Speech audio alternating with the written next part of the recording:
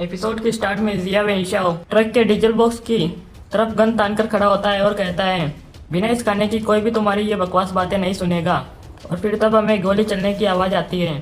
तब हम देखते हैं कि ये गोली दरअसल जेंगलैंग ने जिया वेंशाओ को मारी होती है, जिससे कि जिया वेंशाओ मारा जाता है। तब जियू कहता है, कमीनो तुम लोगों की मेरे भाई को मारने की हिम्मत कैसे हुई। तब एक गार्ड कहता है, इस जियू वेंशाओ ने अपने भाई से भी ज़्यादा बुरे काम किए हैं, चलो इसे भी मार देते हैं। तब जियू कहता है, मुझे जाने दो धोखेबाजों। तब तियानल कहता है कि रुक जाओ, इसे अभी मत मारो, इस जैसे पापी को इतनी आसान मौत नहीं मिलनी चाहिए। तब सीन शिफ्ट होता है और हमें दिखाया जाता है कि जियू को तियानियल एक खंबे से विला के बीचों बीच बांध देता है और सभी लोग उस पर पत्थर फेंकने लगते हैं और कहते हैं कि तुम बुली कही के तुम इसी के लायक हो। तब जेंगलिंग तियानियल से कहता है, उन वेंशाओं वजह से इस पूरे विला को बचाने का तुम्हारा शुक्रिया। जो भी वो लोग करते थे हमें उनसे नफरत थी, पर हमने कभी इसके खिलाफ आवाज़ उठाने की हिम्मत नहीं की क्योंकि हम बस सरवाइव करना चाहते थे। तब लियंग कहता है, पर अब वो लोग मर चुके हैं, इसलिए अब तुम्हें किसी भी बात की फिक्र करने की टेंशन नहीं है। तब जेंगलिंग कहता है, तो अब तुम आगे क्या करने वाले हो, आखिर तुम यहाँ क्यों नहीं रुक जाते। तब संदाशेंग कहता है, ये सही कह रहे हैं, अब वेंशाओ ब्रदर्स पावर में नहीं है तो उन्हें रिप्लेस करने के लिए हमें कोई तो चाहिए। तियानियल तुम एक बहुत अच्छे लीडर हो और हम सभी ये मानते हैं कि तुम इस जगह को और भी बेहतर बना सकते हो। तब तियानियल सन से कहता है, उन वेंशाओ ब्रदर्स के बिना मुझे यकीन है कि तुम लोग यहाँ पर एक बेटर लाइफ जियोगे एक साथ मिलकर, पर मैंने ये डिसाइड किया है कि मैं कल बेस नंबर 6 के लिए निकल जाऊँगा। तब लियंग कहता है, बिग ब्रो आप वहाँ सिटोंग से मिलने के लिए जाना चाहते थे, पर अब वो आपको यहाँ पर मिल गई है, तो क्या अब आप अब भी बेस नंबर 6 पर जाओगे। तब तियानियल कहता है कि हाँ मुझे सिटोंग मिल गई है, पर यह एपोकलिप्स अभी ख़त्म नहीं हुआ है, इसकी तो बस अभी शुरुआत हुई है। यहाँ पर जीना बहुत आसान है, पर यह वो चीज़ नहीं जो मैं चाहता हूँ। बेस नंबर 6 में गवर्नमेंट की सबसे ज़्यादा स्ट्रॉन्गेस्ट एंटी जोम्बी आर्मी है और वहाँ पे सारी सप्लाइज की भी कोई कमी नहीं है इस जगह में, और वहाँ में बहुत ज़्यादा डिफरेंस है। तब युवान कहता है, आपने सही कहा, जब तक एक भी जोम्बी बाहर है यहाँ पर कोई भी सुरक्षित नहीं है। तब ऑफिसर चेनफिंग कहते हैं, मैं भी चलूँगा क्योंकि मुझे अपने ग्रुप से मिलना है। तब लियंग कहता है, अब जब आप लोगों ने अपना मन बना ही लिया है तो फिर मैं भी आपके साथ चलूँगा। तब जेंगबेंग कहता है, अच्छा ठीक है, हम आपको नहीं रोकेंगे, पर यहाँ वेंशा ब्रदर्स के घर में कई तरह के हथियार हैं, आप उन्हें अपने साथ ले जा सकते हैं। तब तियानियल कहता है कि आपका बहुत बहुत शुक्रिया। तब सन कहता है, मेरे पास भी तुम्हें देने के लिए एक सरप्राइज़ है। तब वो एक दुकान का शटर ओपन करता है। तब लियंग कहता है, ये तो बहुत कूल है, क्या बात है। तब हम देखते हैं कि सन दाशेंग ने उनकी पूरी कार को मॉडिफाई कर दिया था और अब वो एक ज़ॉम्बी किलिंग कार लग रही थी।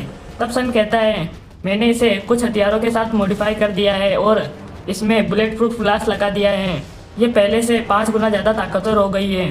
तब युवान कहता है कि क्या बात है। तब चेनफेंग कहते हैं, तुम तो सचमुच एक बहुत ही कमाल के मैकेनिकल इंजीनियर हो। तब तियानियल कहता है, तुम दोनों सचमुच बहुत ज़्यादा टैलेंटेड हो, इस एपोकलिप्स में आपको अपने इन स्किल्स का प्रयोग और भी ज़्यादा बड़े और अच्छे कार्यों के लिए करना चाहिए। तुम दोनों हमें ज्वाइन क्यों नहीं कर लेते। तब डॉक्टर वैंग कहती है, तुम्हारा शुक्रिया, पर मेरे पास यहाँ पर विला में बहुत सारे पेशेंट हैं, मैं उन्हें यहाँ अकेला नहीं छोड़ सकती। तब सन कहता है, मैं अपनी बाकी की ज़िंदगी अपनी वाइफ के साथ गुजारना चाहता हूँ, मैं वही रहूँगा जहाँ पर वैंग रहेगी। तब तियानियल कहता है, ठीक है, इसका मतलब तुम हमारे साथ नहीं चलोगे। तब डॉक्टर वैंग कहती है, मेरे पास कुछ दवाइयाँ हैं जो तुम्हें रास्ते में काम आएगी, तुम्हें रेगुलर सिटोंग की दवाइयाँ चेंज करनी पड़ेगी ताकि उसके घाव में इन्फेक्शन ना हो। और जिनियो भी ठीक है, पर वो अभी भी बहुत ज़्यादा कमज़ोर है, इसलिए उसे थोड़ा आराम करने की ज़रूरत है, तो इसका ध्यान रखना। तब लियंग कहता है, बिग ब्रो क्या आप अब भी उस एक्ट्रेस को हमारे साथ लेकर चलोगे। तब तियानियल कहता है, तुम्हारा क्या मतलब है। तब वो चारों एक खिड़की के ऊपर चढ़कर देखते हैं। तब लियंग कहता है कि ये देखो। तब हम देखते हैं कि सिस्टर होवा और जिनियो मिस जेंग और यूजिन के सामने बैठी होती है। तब मिस जेंग कहती है, अब तुम सुरक्षित हो जिनियो, फ्यूचर के लिए तुम्हारा क्या प्लान है। तब जिनियो कहती है कि मैं तियानियल के साथ जाऊंगी, सिस्टर होवा और तियानियल के अलावा मेरे पास अपना कहने के लिए और कोई नहीं है, इसलिए ऑफकोर्स मैं उसके साथ जाऊंगी। तब मिस जेंग कहती है, मिस जिनियो हम किसी पिकनिक पर नहीं जा रहे हैं, यहाँ से बेस 6 का रास्ता बहुत ज़्यादा लंबा है और ये ट्रिप बहुत खतरनाक होने वाली है और अभी तुम अच्छी हालत में भी नहीं हो, इसलिए तुम्हारे लिए अच्छी यही होगा कि तुम सिस्टर होवा के साथ यहाँ पर रुको और रिकवर करो। तब जिनियो कहती है, मैं अब बिल्कुल ठीक हूँ और तियानियल ने मुझे बचाने के लिए बहुत सारी मुसीबतों का सामना किया है, इसलिए मैं तो उसके साथ जाऊंगी चाहे कुछ भी हो जाए। तब मिस जेंग कहती है तियानियल ने तुम्हें बचाया क्योंकि तुम उसकी क्लासमेट हो और तुम सुरक्षित हो ये जानकर अब वो बहुत खुश है। तो फिर अब वो तुम्हारी जान को खतरे में कैसे डाल सकता है तुम्हें अपने साथ ले जाकर। तब सिस्टर रोआ कहती है कुछ है जो तुम नहीं जानती मिस जेंग, तियानियल और जिन्यू केवल क्लासमेट्स नहीं है। तियानियल का जिन्यू पर क्रश है पर उसने अभी तक अपना लव कन्फेस नहीं किया है। तब यूजिन कहती है कितनी शर्म की बात है, तियानियल ने न केवल अपना लव कन्फेस किया बल्कि बिंगियान को प्रपोज भी किया है। अब वो मिस जेंग का फियांसे है। तब जिन्यू चौंकते हुए कहती है कि क्या फियांसे, ऐसा नहीं हो सकता, तियानियल अपने से बड़ी लड़की से प्यार नहीं कर सकता और तुम तो हमसे कई ज़्यादा बड़ी लगती हो। तब मिस जेंग कहती है तुम उसे अच्छी तरीके से नहीं जानती, तियानियल मुझसे प्यार करता है क्योंकि मैं बहुत ही मैच्योर और समझदार हूँ। तब जिन्यू कहती है तुम बहुत मतलबी हो, मुझे विश्वास नहीं है कि तियानियल तुम जैसी लड़की का फियांसे है, मैं खुद उसी से जाकर पूछ लूँगी। तब यूजिन कहती है कि अच्छा ठीक है जाओ पूछो। तब मिस जेंग कहती है यूजिन जाओ और तियानियल को यहाँ पर लेकर आओ ताकि जिन्यू अच्छे से अपनी हार मान सके। तियानियल ये सब देखकर कहता है कि आखिरकार यहाँ पर चल क्या रहा है। तब युवान कहता है कि ये तो इन दोनों के बीच में शोडाउन की तरह लग रहा है। तब चेनफेंग कहता है वो दोनों बहुत टफ हैं और बिग ब्रो वो आपकी वजह से लड़ रही हैं। तब तियानियल को दिखाया जाता है जो वहाँ से भागने लगता है और कहता है मैं ज़ॉम्बीज़ को हैंडल कर सकता हूँ पर लड़कियों के मामले में मैं दरअसल बहुत कच्चा नींबू हूँ, उन्हें बोल देना कि तुम्हें नहीं पता कि मैं कहाँ पर हूँ, तब तक मुझे छुपने के लिए कोई जगह ढूंढनी पड़ेगी। पर तब सीटोंग तियानियल को अचानक से डरा देती है जिससे उसकी आत्मा बाहर निकल जाती है। तब सीटोंग कहती है तियानियल तुम यहाँ आओ, सीटोंग ने तुम्हें पकड़ लिया, हा हा हा। सीटोंग की आवाज़ सुनकर जिन्यू और मिस जेंग खिड़की पर आते हैं और कहते हैं जाओ तियानियल भागने की कोशिश मत करना, यहाँ पर आओ।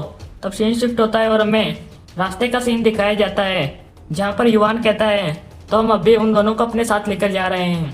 तो तियानियल कहता है जिन्यू ने कहा था कि उसका कोई रिश्तेदार बेस नंबर 6 में काम करता है, इसलिए जेंग उसे अपने साथ लाने के लिए तैयार हो गई।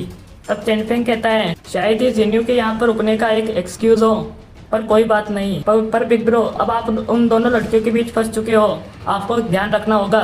तब युवान कहता है बिग ब्रो हम पहुँच गए। तब हमें उस माउंटेन का सीन दिखाया जाता है जिसके पीछे लाशों को दफन किया जाता था।